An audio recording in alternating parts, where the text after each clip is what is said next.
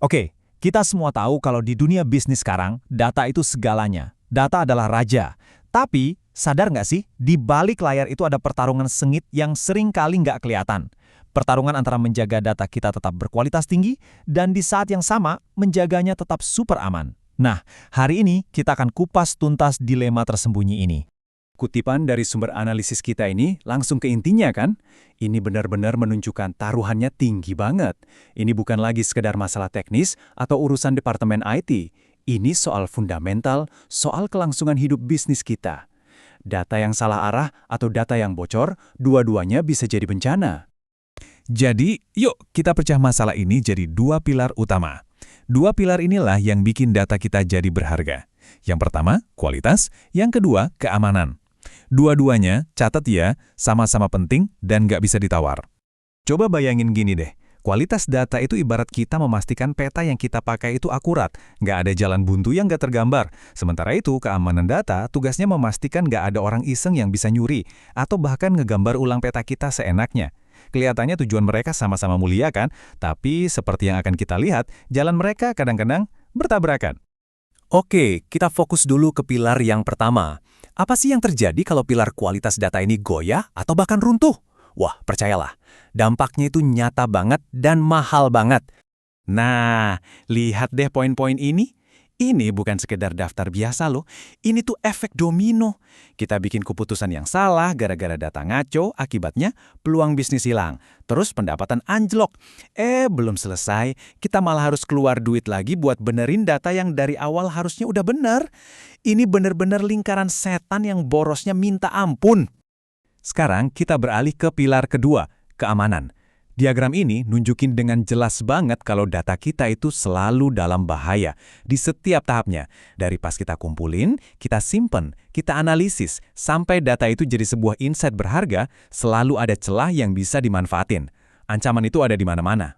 Oke, jadi kita udah sepakat ya, kualitas data itu krusial, keamanan data itu mutlak. Nah, sekarang kita sampai di jantung pembahasan kita.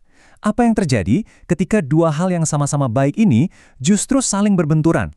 Di atas kertas ya jelas, semua perusahaan pasti bakal bilang mereka memprioritaskan keduanya. Nggak ada yang mau secara sadar bilang, keamanan nomor 2 aja deh. Ini adalah kebenaran yang kayaknya nggak perlu diperdebatkan lagi. Nah, ini dia pertanyaan jebakan yang seringkali nggak pernah dibahas di ruang rapat. Gimana kalau ternyata tindakan kita untuk mengamankan data justru bikin usaha untuk ningkatin kualitasnya jadi super susah? Atau, lebih parahnya lagi, jadi mustahil? Ini dia sumber konfliknya. Tim kualitas data itu butuh kunci serbaguna buat bisa masuk, bersih-bersih, ngerapihin, dan perbaiki data. Pintu harus gampang dibuka. Di sisi lain, tim keamanan tugasnya justru ngunci semua pintu dan jendela, pasang gembok berlapis-lapis. Kebayangkan, tim renovasi gedung mau kerja, tapi satpamnya galak banget. Semua akses ditutup. Hasilnya, proyek renovasi jadi mandek dan bikin frustrasi. Nah, itulah yang terjadi pada data kita.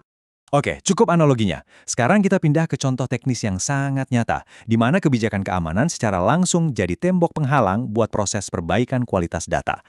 Gini ceritanya, ada proses namanya deduplikasi. Ini tugas penting tim kualitas data buat nemuin dan ngehapus data yang sama atau double, biar data kita bersih. Caranya, sistem harus bisa ngintip data mentahnya. Tapi, di sisi lain ada enkripsi, senjata andalan tim keamanan. Data diacak biar nggak bisa dibaca. Nah, masalahnya muncul di sini. Dua file yang isinya sama persis, kalau dienkripsi pakai kunci yang beda, hasilnya jadi kelihatan beda total buat sistem. Akhirnya, sistem deduplikasi kita jadi bingung.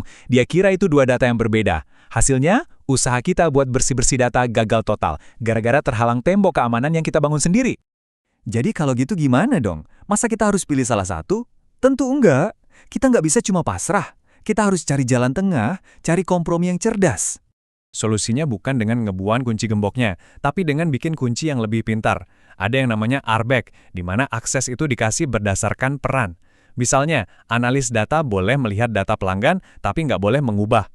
Ada lagi yang lebih canggih, ABC. Aksesnya bisa lebih spesifik berdasarkan konteks. Contohnya, kamu boleh akses data ini, tapi hanya dari jaringan kantor dan hanya untuk tujuan deduplikasi.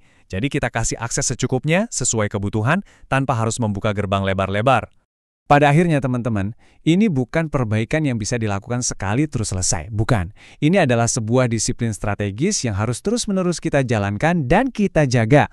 Dan ini membawa kita ke istilah kunci dari analisis kita, sebuah konsep yang kuat banget, arbitrasi yang waspada. Ini bukan sekedar jargon keren ya, ini adalah sebuah filosofi. Artinya, manajemen harus secara aktif bertindak sebagai wasit, selalu menimbang di setiap situasi mana kebutuhan kualitas versus risiko keamanan. Nggak ada satu aturan yang bisa dipakai untuk semua kasus. Ini adalah soal penilaian yang cermat dan berkelanjutan. Nah, sebagai penutup, saya mau tinggalkan satu pertanyaan untuk jadi bahan renungan. Coba deh lihat lagi strategi data di perusahaan Anda. Apakah sudah ada mekanisme untuk arbitrasi yang waspada ini? Atau jangan-jangan selama ini kedua pilar ini dibiarkan bertarung dalam diam, yang tanpa kita sadari pelan-pelan menggerogoti nilai dari aset kita yang paling berharga?